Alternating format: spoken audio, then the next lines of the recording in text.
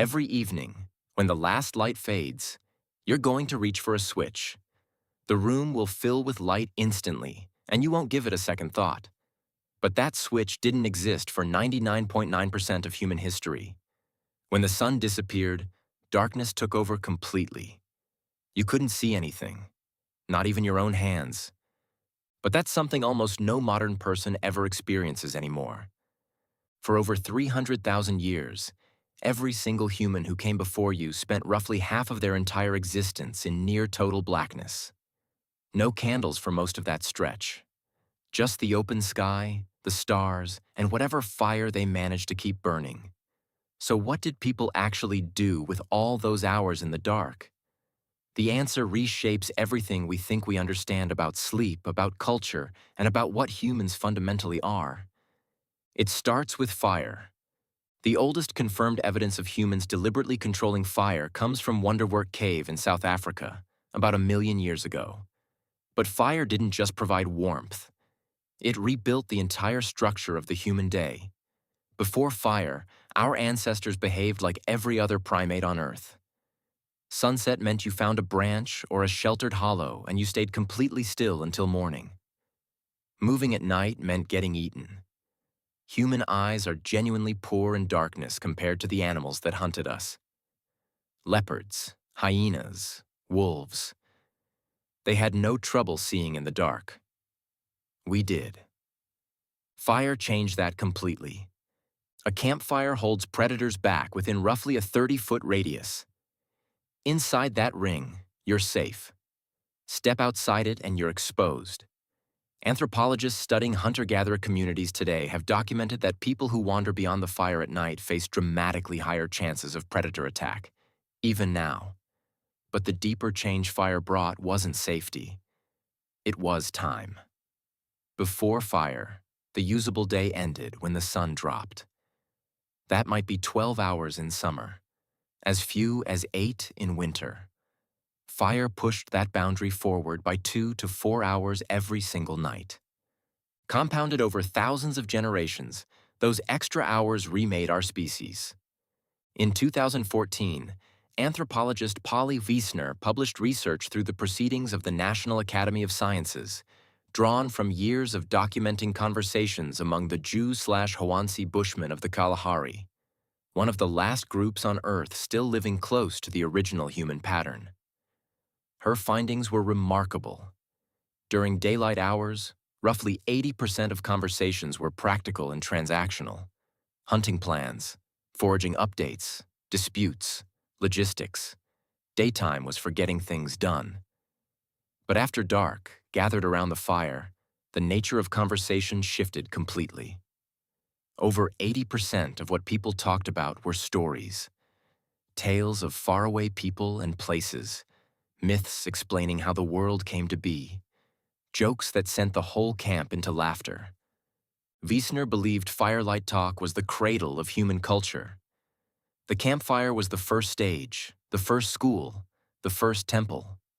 It was where humans learned to think past the immediate moment, to picture things that didn't yet exist, to imagine futures and build meaning together. It's where we became who we are. But storytelling wasn't the only thing happening in those nighttime hours. Something else was going on. Something researchers only uncovered in the last few decades. You were never designed to sleep the way you currently sleep. In 2001, historian Roger E. Kirch released a paper that genuinely disrupted sleep science. He had spent 16 years buried in historical documents and found something no one had anticipated. More than 500 references across centuries of records, prayer manuals from the 1400s, legal documents, private letters, medical guides, even passages in Homer's Odyssey, all pointed to the same pattern: first sleep and second sleep. Before industrialization, humans did not sleep in one unbroken stretch. They fell asleep shortly after sunset, slept for about 4 hours, then woke up naturally. They remained awake for an hour or two in the middle of the night. Then they returned to sleep for another 4 hours until dawn. This wasn't a problem. This wasn't dysfunction. This was the normal human experience for thousands of years. And what did people do during that middle-of-the-night window? Quite a lot, as it turns out. A French physician in the 16th century suggested it was the ideal time for couples to conceive children, claiming they performed better during those quiet hours.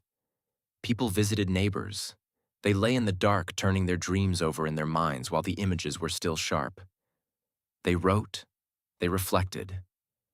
A medical text from the 1500s advised that the deepest thinking and most honest self-examination happened during what people then called the watch. That still, dark interval between the two halves of sleep.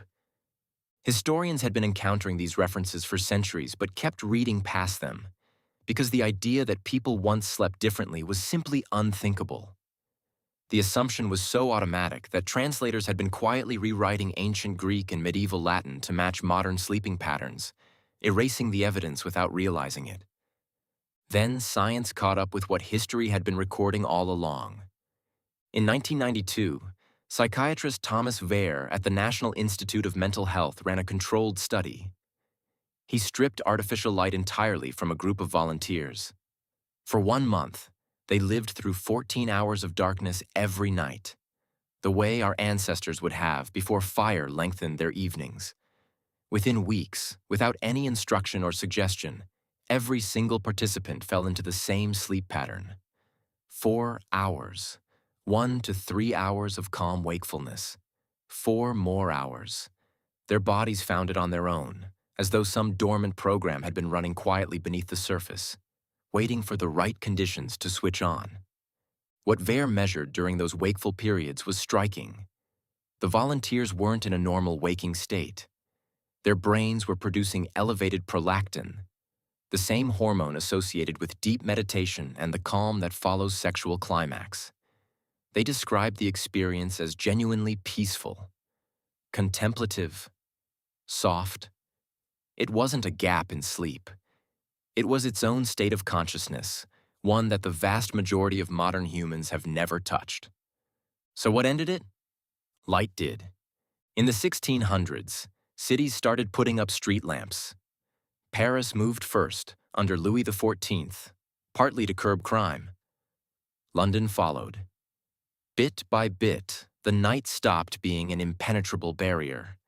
Cheaper candles came next, then gas lamps in the 1800s. Then, in 1879, Edison made the electric bulb commercially viable, and within a single generation, the night that humanity had lived inside for 300,000 years was gone. Here's something most people don't know. The word curfew comes from the French couvre-feu. It means cover the fire. Every evening in medieval towns, a bell would ring telling residents to extinguish or cover their flames, not as a fire safety measure, but because darkness was expected. Night was for sleeping. Night meant danger. For most of recorded history, being outside after dark without a light source was treated as inherently suspicious, and in many medieval European cities it was outright illegal. The night belonged to criminals and to things people were afraid to name. They feared it in a way we genuinely cannot reconstruct. And then we erased it. We poured light into it and called it progress. But here's what we surrendered in the process. The average modern person now absorbs artificial light for 7 to 8 hours past sunset.